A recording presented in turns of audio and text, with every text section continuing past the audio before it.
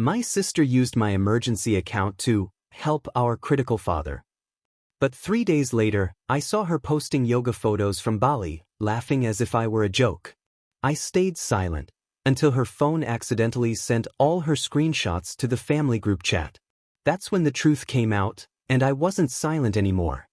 The phone rang at 6:12 a.m. Daniel stirred awake, his body still heavy from another night of restless sleep. The light outside had not yet risen, and the room was cloaked in a quiet blue stillness. His phone buzzed insistently on the nightstand, ***mom****. He picked it up, and before he could say a word, her voice came through, breathless, trembling. "It's your father," he collapsed. "The doctors are with him now, we don't have time to wait. I've used your emergency fund. I'm sorry, I didn't know what else to do." There was a brief pause. The kind where 1,000 thoughts race through you, but none take shape. His eyes darted to the corner of the room, to the calendar marked with deadlines, and his fingers tightened around the phone. But his voice remained soft, steady. "As long as Dad is okay." That was all he said. No questions. No hesitation. No mention of the fund, his safety net, the account he'd built over years, untouched even during the hardest seasons. The one thing he had kept for himself.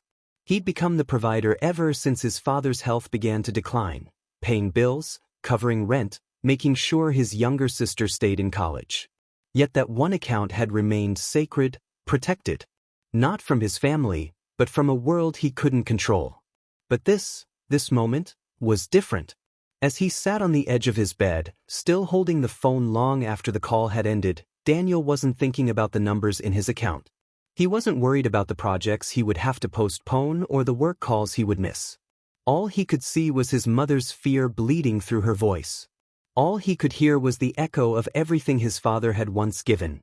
Quiet sacrifices, unspoken love, a steady presence.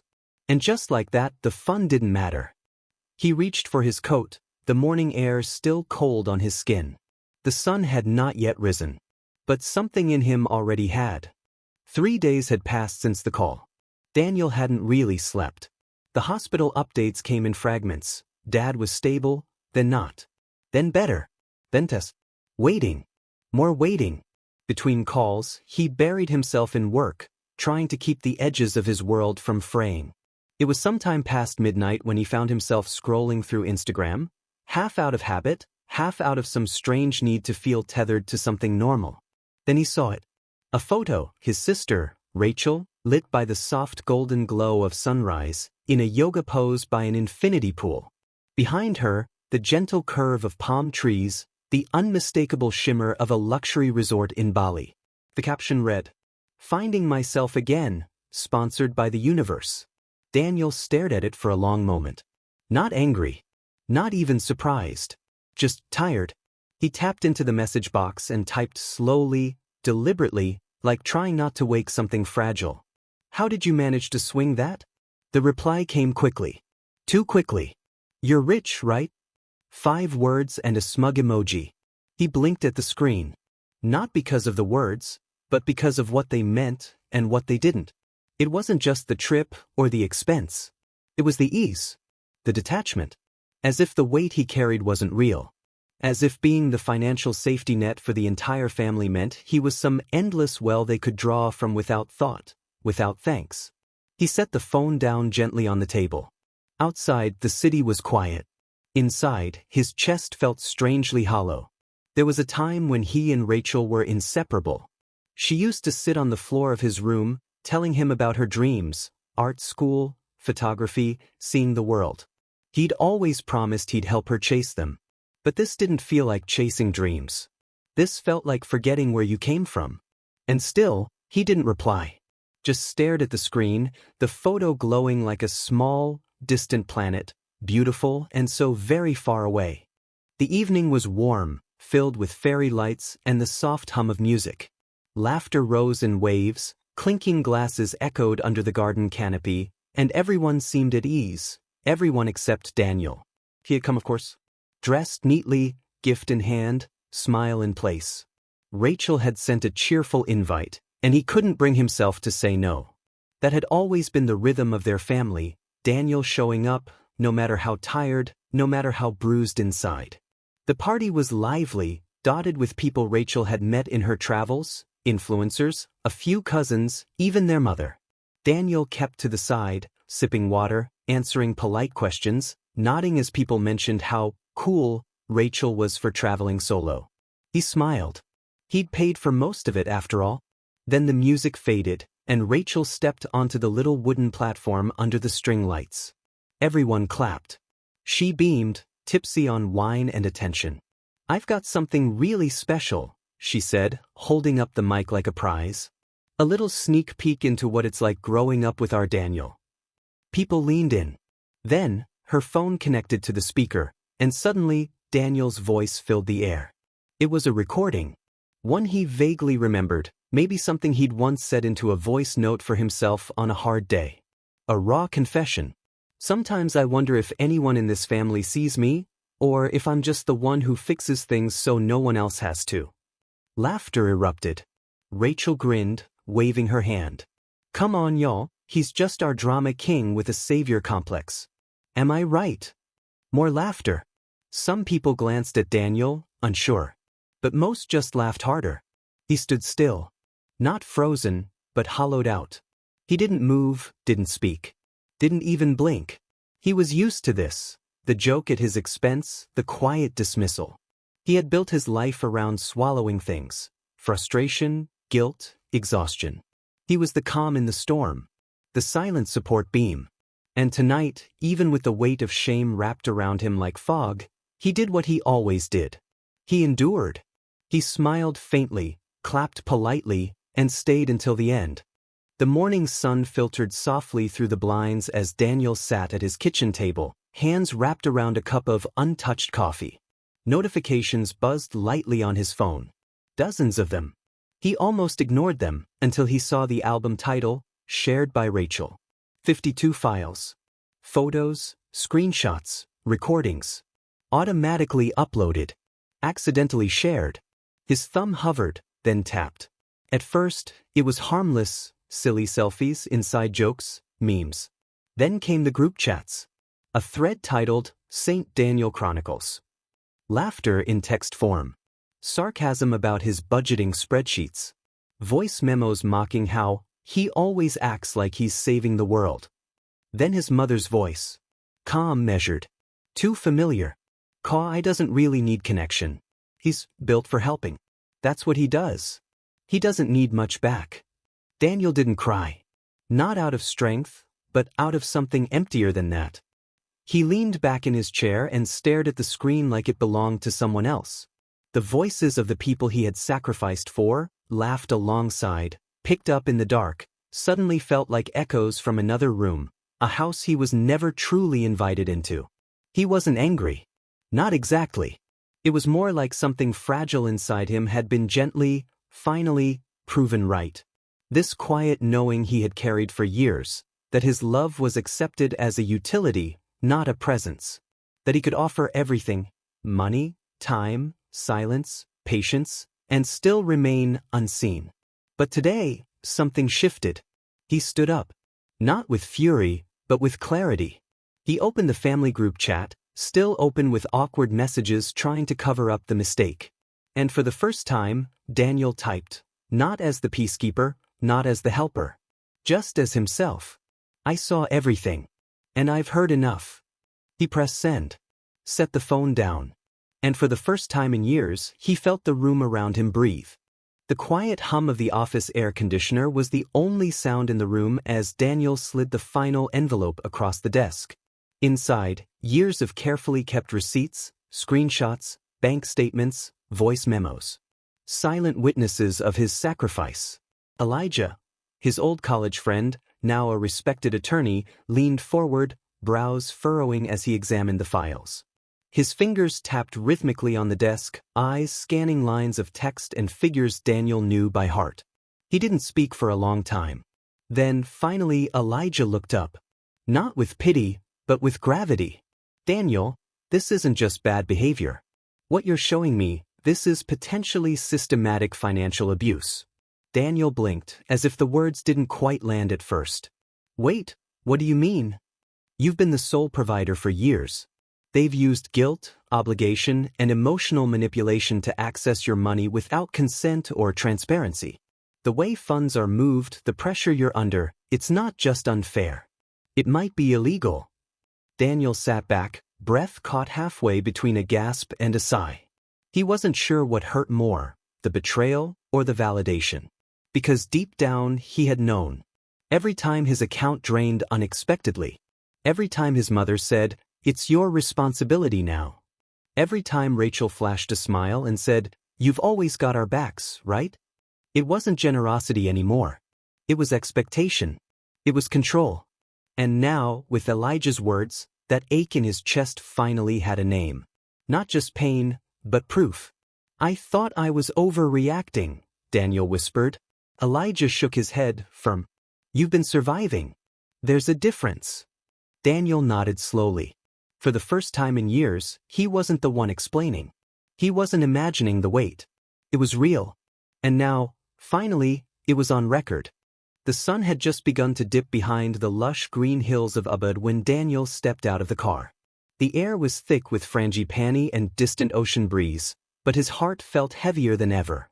He walked the stone path to the villa, each step steady, deliberate, not out of anger, but out of clarity. He knocked. Moments later, Rachel opened the door in a white silk robe, her hair still damp from the pool. A flute of something bubbly dangled in her hand. She raised an eyebrow, a crooked smirk playing at her lips. "Wow. You flew all the way here? What is this, a dramatic intervention?" She laughed lightly, but it faltered when Daniel didn't join her. His face was unreadable calm, almost too calm. He reached into his bag and handed her an envelope. Sealed. Her fingers hesitated as she took it. "What's this?" "It's a summary," Daniel said quietly, "of every transfer, every expense, every manipulated conversation. Everything I paid for, and everything you took." Rachel opened the envelope. Her eyes moved rapidly across the papers. Numbers, screenshots, legal notations. She looked up, her face paling. "You're not serious. You wouldn't." Daniel met her gaze, unwavering. "I already did." The silence stretched like a wound between them. For the first time, Rachel's confidence cracked. She wasn't facing the older brother who always forgave, always stayed quiet, always paid. Daniel took a deep breath. His voice remained gentle but resolute. "This isn't about revenge. It's about respect. And I've spent too many years letting silence speak for me." Rachel tried to respond, but the words never came. Daniel didn't wait. He turned and walked away, not triumphant, not angry. Just free. For the first time in years, he felt the ground beneath his feet was his own. It began less than an hour after Daniel left the villa. His phone buzzed, first once, then again, then constantly, a rhythm of regret. A dozen messages, a growing thread of missed calls, voicemails stacking one after another. The same people who once laughed at his quiet breakdown, who siphoned his trust in the name of family, now rushed to patch what they had torn. From his mother came the first voicemail, her voice shaky, trying to sound warm but edged with desperation. "Daniel, listen. Families go through things, we make mistakes. But we're still your blood. Don't do this, please. Everyone has hard times." He sat by the window of his quiet Airbnb in Ubud, listening. But this time, he didn't feel pulled back in. There was no guilt rising in his chest, only clarity. His fingers hovered above his phone screen for a moment, then typed a single reply to the family group chat. Hardship doesn't justify betrayal. And then, with a deep breath, he began to move through his accounts. One by one, he revoked access. Shared bank cards, the joint app subscriptions, removed. Emergency contact authorizations, updated. The invisible web that had tethered him to their constant taking, their endless needing, was coming undone. Rachel sent him a wall of text, apologies woven with denial. His uncle chimed in, "You're overreacting. This is how families work. You're just sensitive." But Daniel didn't respond. Instead, he opened his budgeting app and reclassified his finances. He renamed his emergency fund from Family Safety Net to Daniel's Peace. It was quiet when the last permission was revoked. And in that quiet, for the first time, Daniel felt something powerful and unfamiliar. Not loneliness, but wholeness. He wasn't cutting them off to punish them. He was choosing himself, not out of bitterness, but out of long overdue compassion. The filing went through on a Tuesday morning. A simple envelope with firm words, quietly delivered. Elijah had done everything by the book, clean, emotionless, undeniable. Attached were over 40 exhibits, transaction records, voice memos, annotated screenshots. It wasn't just about the money anymore. It was about years of erosion, of Daniel's silence being mistaken for consent. The claim, restitution of nearly $80,000, and, more importantly, a formal, public written apology from the entire family, including Rachel and their mother. The reaction was swift, if unsurprising. Rachel's attorney sent a counterproposal within days, offering repayment in full, plus a confidentiality clause. No public apology. No admission of fault. Just numbers, wrapped in legal language and silence. Then came the calls, this time from voices now careful, fragile. His mother, again not crying but close to it. Daniel, lawsuits? Really? This isn't who we are. Let's talk. We're family. Daniel sat in Elijah's office, the walls sterile but safe. He glanced at the settlement offer. Clean money. No accountability. He shook his head slowly. Tell them I'm not doing this for the money, he said softly. I don't need it. Elijah looked at him, a beat of quiet admiration in his eyes. Then what do you want? Daniel looked out the window, Jakarta traffic in motion below, life carrying on. Then he turned back. I want the truth recorded. I want a document that says, this happened. We did this. And we're sorry. Even if it's only a sentence long. That's the price. The silence after that was solid, not empty, but full of something steady, final. Daniel didn't want revenge. He wasn't out to destroy anyone. But for once, he wasn't going to swallow the story others had written about him. He was writing his own now, and it would begin not with pain, but with clarity. The document arrived on a rainy afternoon.